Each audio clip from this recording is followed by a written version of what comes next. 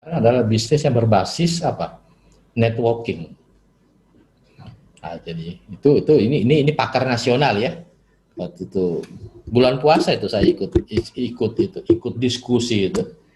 Itu mereka mengatakan bahwa bisnis yang berhasil sekarang adalah bisnis yang berbasis networking ya. Based on networking ya. Based on networking ya. Jadi jejaring. Jadi di ISO ini ada peluang Anda untuk mendapatkan jaringan-jaringan yang lebih luas ya. Menambah bahwa segala sesuatu di dunia ini memahami ya, itu based on kompetensi, pendekatan kompetensi ya. Jadi di ISO ini paling tidak kita bicara personil, pendekatannya kompeten. Dokumen, pendekatannya kompeten. Alat, pendekatannya kompetensi.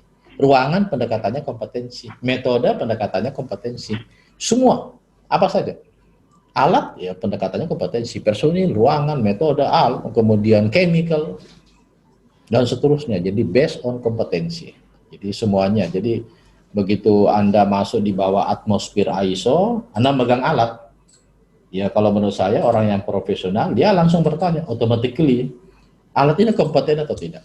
Saya memegang dokumen ISO, automatically saya bertanya, dokumen ini kompeten atau tidak? Nah, apa muatan kompetensinya itu beda-beda. Nah, nanti kita diskusi ya, di soft file berikutnya. Jadi masing-masing punya muatan kompetensi.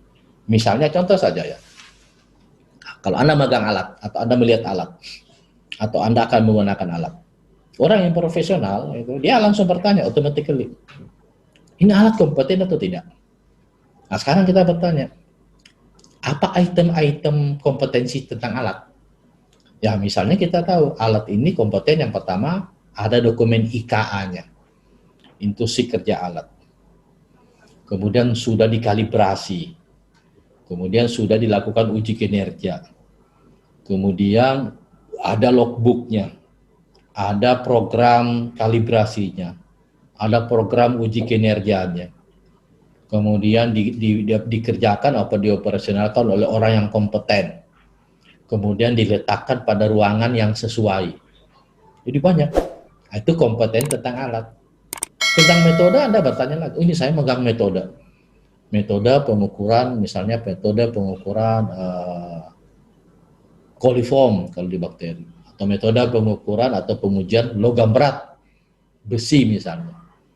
Ya, otomatis kita bertanya, metode ini sudah kompeten atau tidak?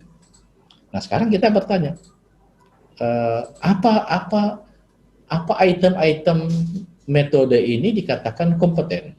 Yang pertama ya sudah divalidasi, kemudian rujukannya mutakhir.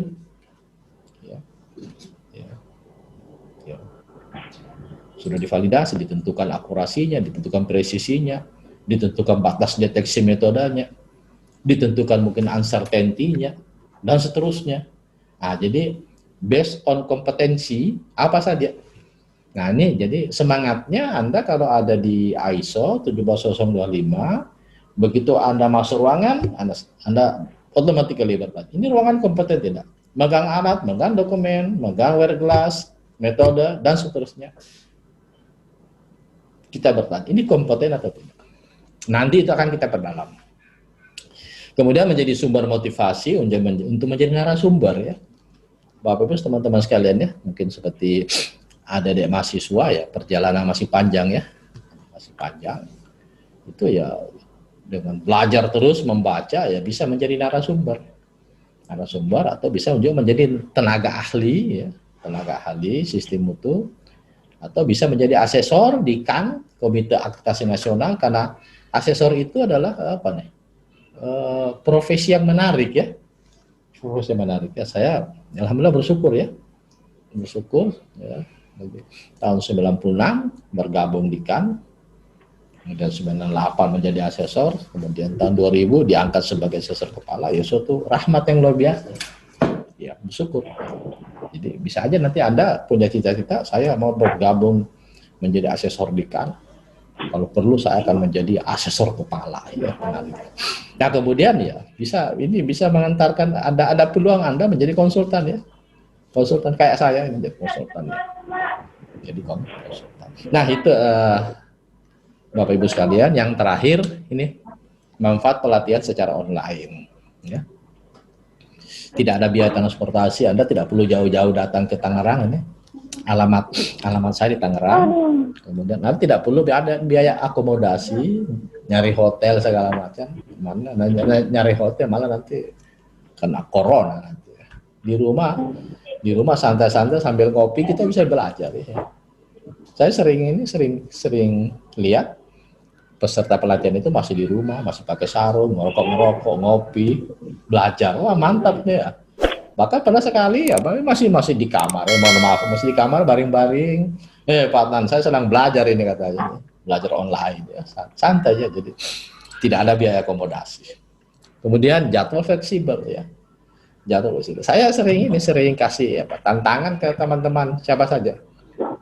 Kalau mau janjian sama saya belajar ISO, Anda ada waktunya malam ya kita belajar malam.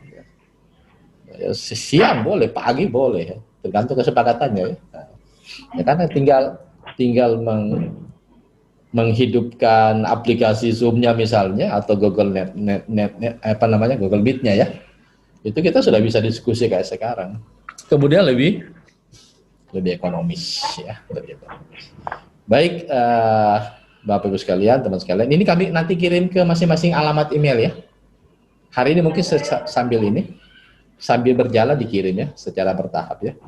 Jadi nanti kami akan kirim 3 soft file, kemudian ada e-sertifikat. Terus kalau ada di antara Anda sekalian, misalnya ada membutuhkan dokumen lain yang berkaitan dengan ISO 17025 dan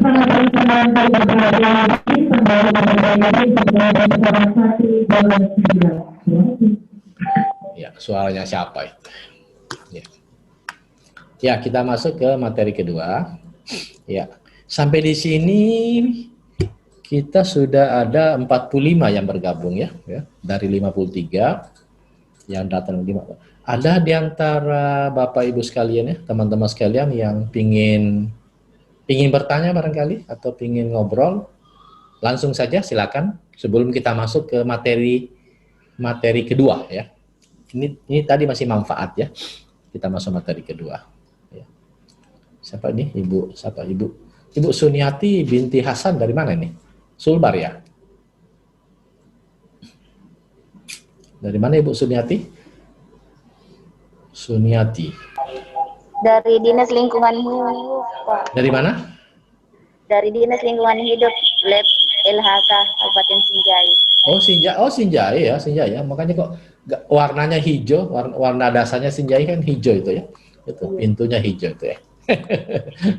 masih banyak ikan di sana ya? Iya, masih banyak, Pak. Mantap ikannya. Beli mentah terus dibakar, wah nikmat ya. Masih sering bermimpi ke Sinjai. Ya.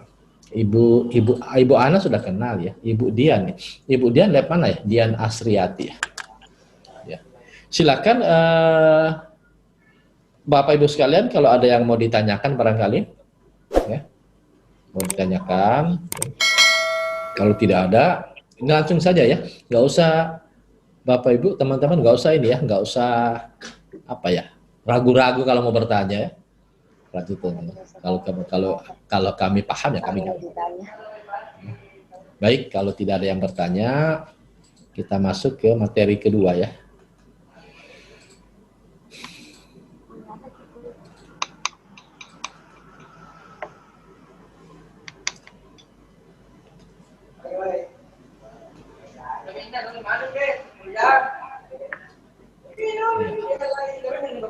Slide-nya kelihatan ya di laptop, di komputer Bapak Ibu?